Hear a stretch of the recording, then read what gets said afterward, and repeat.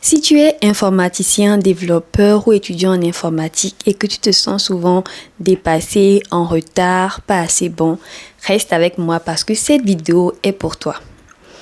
En 2026, il y a des choses qu'on doit arrêter de faire, non pas parce qu'on est mauvais, mais parce que le métier l'exige.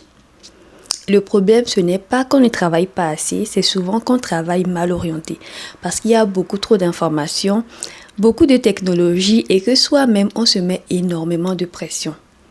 Donc, dans cette vidéo, je vais partager avec toi 3 choses qu'on doit arrêter de faire en tant qu'informaticien, en tant qu'ingénieur informatique en 2026. La première chose, c'est de vouloir maîtriser toutes les technologies. Tu veux tout connaître, tout savoir, tout maîtriser en même temps. Et il faut admettre qu'il y a quand même énormément de techno. Le front-end, le back-end, le DevOps, l'intelligence artificielle, la blockchain. Tu n'es pas ChatGPT. Et même avec les intelligences artificielles, beaucoup de personnes préfèrent aujourd'hui travailler avec des IA spécifiques à des domaines que des IA qui donnent des réponses générales à beaucoup de sujets. Le piège, c'est quoi? C'est qu'en notre ère, le problème n'est pas l'accès à l'information ou le manque d'information. Le problème, c'est plus la dispersion.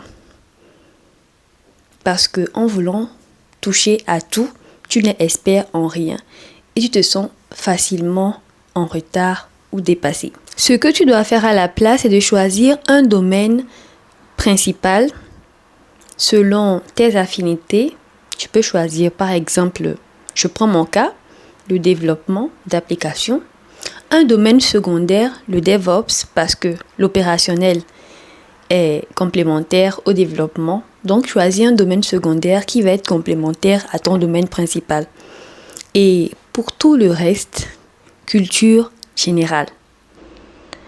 Apprends uniquement les bases, les termes techniques qui vont te permettre d'être actif dans des discussions avec d'autres collègues qui ne travaillent pas forcément dans ton domaine principal. Parce qu'en entreprise, un développeur solide vaut mieux que 5 développeurs confus. Et à la fin de la journée, ce n'est pas celui qui maîtrise le plus de techno qui gagne, mais celui qui arrive à résoudre des problèmes complexes. Donc pour ça, travaille ton algorithmique, ton sens critique, ta capacité d'analyse et ta capacité à résoudre des problèmes complexes. Pour cela, je te propose des plateformes comme FreeCodeCamp, Coding Game ou encore LeetCode. Donc la deuxième chose qu'on doit arrêter de faire, c'est de se mettre à coder immédiatement. On connaît le scénario, tu viens d'avoir une idée de projet. La première chose que tu fais, tu prends ton ordinateur, tu l'allumes, tu lances ton IDE, qui est d'ailleurs ton complice dans cette deuxième erreur.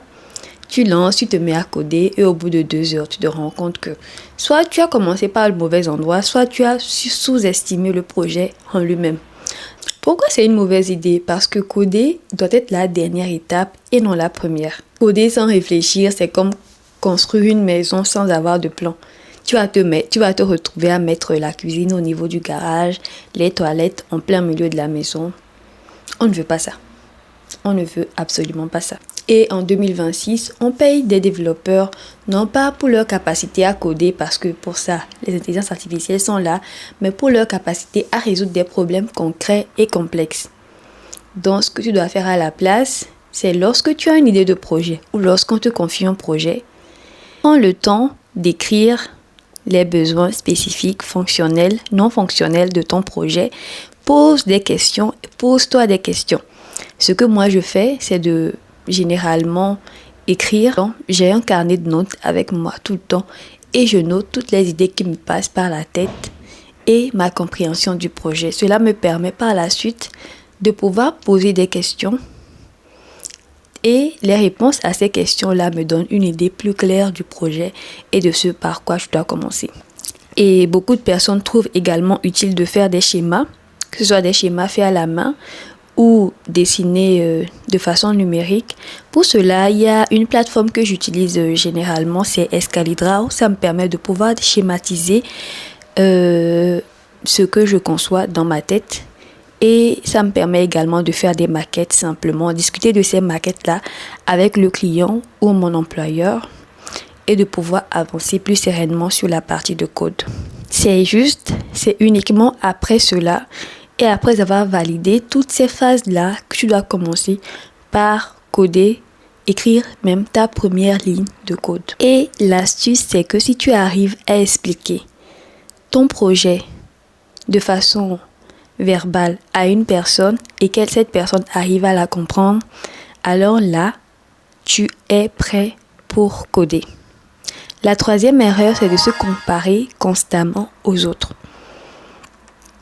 Et cette erreur, c'est la plus courante et celle qui fait le plus mal. Que ce soit sur LinkedIn, sur Twitter, sur YouTube, on voit beaucoup de vidéos, beaucoup de contenu avec j'ai maîtrisé React en 7 jours, j'ai créé une intelligence artificielle qui fait ci, qui fait ça, j'ai lancé ma startup à 22 ans. Ces choses sont très bonnes et pour la grande partie, c'est des choses vraies. Mais des fois, on peut se dire, pendant que ces personnes font toutes ces grandes choses, moi je suis là et ma seule préoccupation, c'est pourquoi mon code ne compile pas. Pourquoi c'est toxique? Parce que il se peut que tu compares ton chapitre 2 au chapitre 20 d'une autre personne. On n'a pas les mêmes parcours. Peut-être que tu as commencé à t'intéresser à l'informatique à l'université à 17-18 ans, alors qu'une autre personne a eu un ordinateur chez lui depuis tout petit, qu'il a déjà travaillé sur des programmes complexes, il a déjà créé des applications d'utilité publique, ou alors qu'il a déjà même codé son propre jeu dès son adolescence ou dès son enfance. Donc, au lieu de te comparer à d'autres personnes, il faut plutôt te comparer à ton toi d'il y a 6 mois ou 1 an. La comparaison tue ta créativité, ta motivation et ta confiance en toi. Donc, au lieu de te poser comme question, est-ce que je suis meilleur que lui ou elle? Pose-toi plutôt, est-ce que je suis meilleur que mon moi d'il y a 6 mois ou 1 an? Et est-ce que je progresse réellement? Parce que, qu'on se le dise, tu n'es pas en retard, tu es en construction. Donc, pour résumer, arrête de vouloir tout maîtriser en même temps. Arrête de te lancer directement dans le code sans avoir réfléchi, sans avoir mis par écrit ta conception du projet. Et troisième chose, arrête de te comparer incessamment aux autres. Si cette vidéo t'a plu, n'oublie pas de t'abonner à ma chaîne, de mettre un like, de partager avec des proches et à très bientôt. Merci.